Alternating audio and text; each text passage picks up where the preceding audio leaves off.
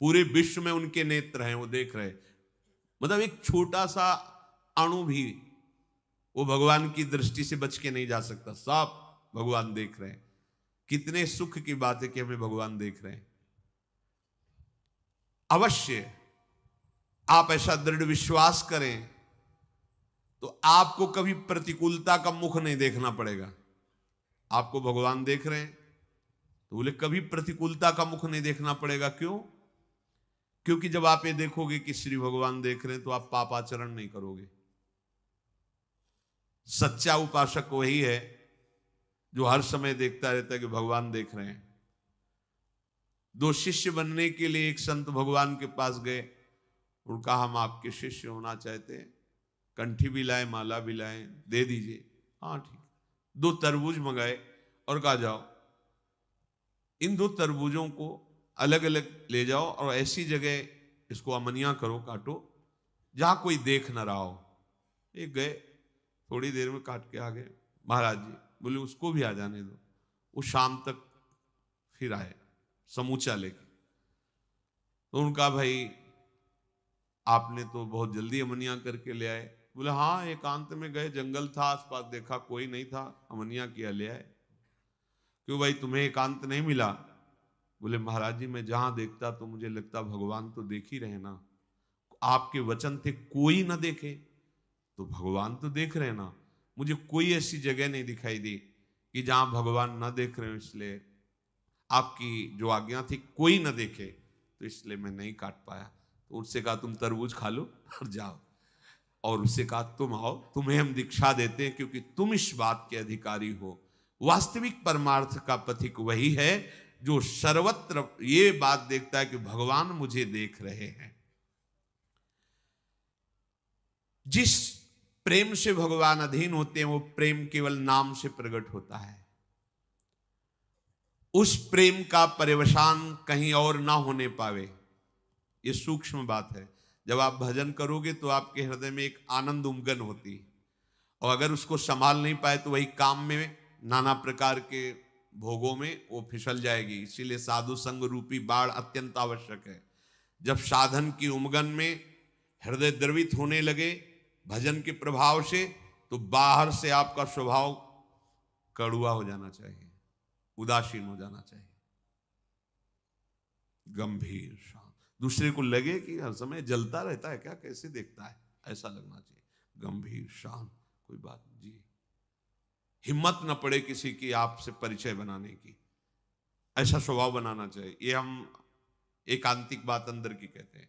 जब आपका भजन बढ़ने लगे, आपके हृदय में अनुभव होने लगे कि विकार शांत हो रहे हैं, आनंद का अनुभव, भजन निरंतर चलने का प्रवाह आने लगा है, कुछ दिव्यता आने लगी, उतने ही आपको बाहर से उदासीन हो जाना चाहिए।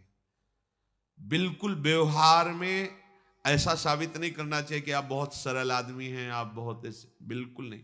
ऐसा लगना चाहिए रुक्ष आदमी है क्या, इसमें प्रियता तो झलक ही नहीं रही, ऐसा। और बात करने के लिए एक बार सोचना पड़े किसी को कि इससे बात करना है यार, इससे बात ना करना ही अच्छा है, ऐसा लगे कोई। अपने लोग क्या होते हैं, जहां आनंद की उमगन आई तो हम फैल जाते हैं, व्यवहार बनाने लगते हैं।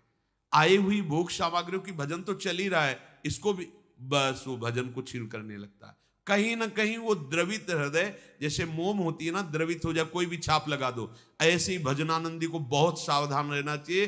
हृदय द्रवित हो गया, उसमें जो छाप लगेगी बहुत मिटाना मुश्किल पड़ेगा। इसीलिए हर समय साधु समागम की बाढ़ की बात कही गई। जब तक सिद्धावस्था ना आ जाए तब तक व्यवहार को स्वीकार नहीं करना चाहिए। उपदेश देना, व्यवहार बनाना, शिष्य बना, ये तब तक नहीं करना चाहिए जब तक आप करने लायक हो। जब आप करने लायक ना होना तो जिनको मन है वो करवा लेंगे। आप करने लायक हो तो मत करना, फंस जाओगे। ये छोटा मोटा फंसाव नहीं है, ये तो केवल हरि ही निर्वाह कर सकते हैं। ये जो व्यवहार है, हाँ, ये अजगर है, अजगर। ये लील जाएगा, चिन्ह भी नहीं रखेगा, चिन्ह भी पक्का। समझ बात समझ में कम आएगी। ये व्यवहार, ये अजगर है, एक सांस में लील जाएगा, ना पता चलेगा तुम्हारा ना तुम्हारी भक्ति का। इसे भगवान का स्वरूप मान करके जब तक अनुभव न हो जाए तब तक वाणी नहीं खोलनी चाहिए। सच्ची बात, भगवत प्राप्ति के लिए जब तक तत्व का बोध ना हो जाए तब तक उपदेश नहीं करना चाहिए। हाँ, आपस में 2 साधक 4 साधक बैठकर बोधयंता परस्परम कथयन्ति च माम नित्यम तुष्यन्ति च रमन्ति च, अगर सब में प्रभु का साक्षात्कार करने की दृष्टि नहीं आई और ऐसा कुछ व्यवहार स्वीकार कर लिया तो उपासक फिर गिर जाएगा। एक बार भाई जी महाराज से किसी पहुंचे हुए जो समाज प्रिय थे वो गए हुए थे, तो भाई जी से, महापुरुष दर्पण होते हैं, दर्पण जैसे हम सामने शीशा के जाएं तो हमें अपना रूप दिखाई देगा, ऐसे ही जब हम बड़े महापुरुषों के सामने जाते तो अपनी स्थिति नजर आती है कि यार क्या हमारा जीवन है, अपने आप आएगा नजर, महापुरुषों का प्रभाव होता है। तो उन्होंने भाई जी से कहा कि ऐसा ऐसा हजारों लोग, ऐसा अब हमको तो ऐसा अमुक अमुक स्थानों में जाना होता है, ऐसा करना होता है। तो भाई जी ने कहा कि आप अपने हृदय की बात देखिए, क्या आप ऐसी स्थिति को प्राप्त हैं? तो रो पड़े। क्या आप काम पर विजय प्राप्त किए हुए हैं?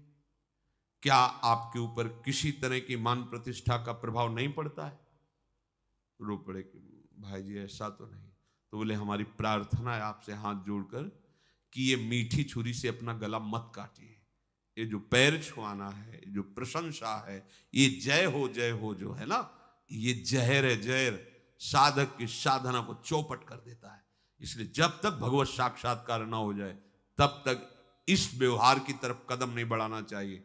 जब स्वयं संशय रहित हो गया, कामना रहित हो गया, अब भुना हुआ चना है, भुना हुआ अन्न है, अब इस पर कितनी भी खाद पानी लगाओ अंकुरण नहीं होगा, तो नहीं स्वात्मारामम विषय मृग तृष्णाम भ्रमयति।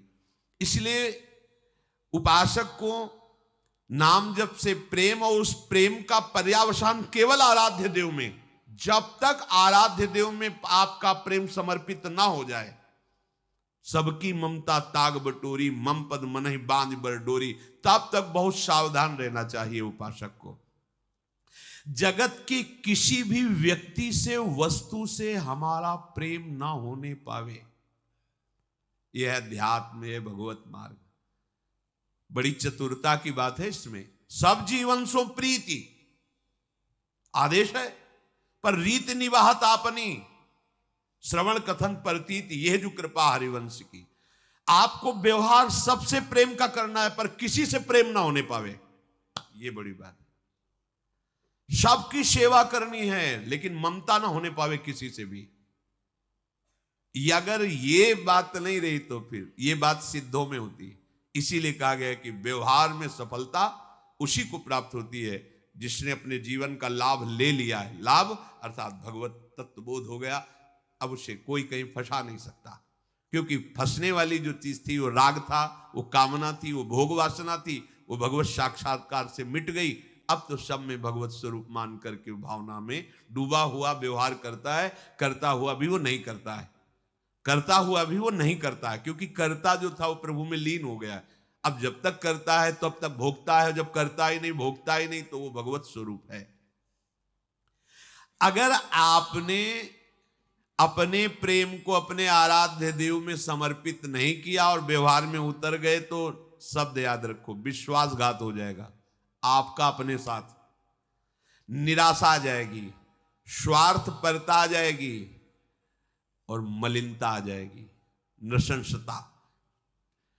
प्रभु से आप रहित होने वाले बन जाएंगे, मतलब भगवत स्मरण रहित।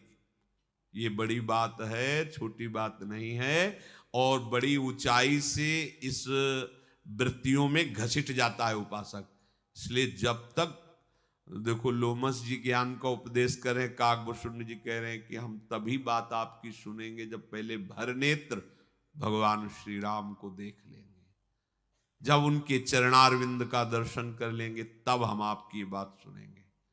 बिनु देखे रघुनाथ पद जी की चरण न जाए। इसलिए समस्त उपासकों से प्रार्थना है, जब तक आपके अंदर ये लौकिक विकार का आकर्षण है तब तक आपका एकांतिक युद्ध चलता ही रहे, और जब आप करने लायक नहीं रह जाएंगे तब आपसे जो कराया जाएगा वो विश्व मंगल वो महामंगल करने वाला होगा। ये जो बड़े महापुरुष हैं ये करते नहीं हैं, प्रभु इनके हृदय में बैठ करके स्वयं मंगल कराते हैं। जब तक हम जगत का उद्धार कर सकते हैं ऐसी बात है, तब तक अज्ञान है। क्यों? जगत का उद्धार करना अज्ञान की बात है। तो जगत में है कौन? मत्ता परतरम ना, तो श्री कृष्ण का उद्धार करोगे तुम। श्री कृष्ण ही तो सब रूपों में है। पहले ये बात तुम समझ लो तो खत्म हो गया ना ये बात। अब वो अपनी लीला करेंगे, उनकी बात है। जब तक तुम्हारी दृष्टि में कोई जीव है, तुम्हारी दृष्टि में कोई स्त्री पुरुष है, कोई पापी पुण्यात्मा है, तब तक आप उस सीमा पे नहीं पहुंचे जिस सीमा में जगत मंगल होता है। वो सीमा है सब जगह अपने आराध्य देव का अनुभव। जब आराध्य देव तो किसको उपदेश कर रहे हो, किसका कल्याण की भावना कर रहे हो? बोले वो कर तो आप भी रहे हो। हम तो अपने स्वांता सुखाय तुलसी रघुनाथ गाथा, अपने हृदय की प्रसन्नता के लिए अपने आराध्य देव का जस गा रहे हैं। जैसे भाट सूत मागध बंदी जन अपने राजा का यश गान करते हैं, ऐसे ही हम महारानी जो महाराज श्री लालजू महाराज की कैसे प्राप्ति होती है, उन्हीं के सिद्धांत, उन्हीं के गुण गा गा कर अपने कान को, अपने मन को सुना रहे हैं। आप लोग सुन ले, आपका सौभाग्य। हम आपको सुना नहीं रहे, अपने आप को सुना, अपने मन को सुना रहे हैं, अपनी श्रवणेंद्री को सुना रहे हैं, अपने सुख के लिए गा रहे हैं।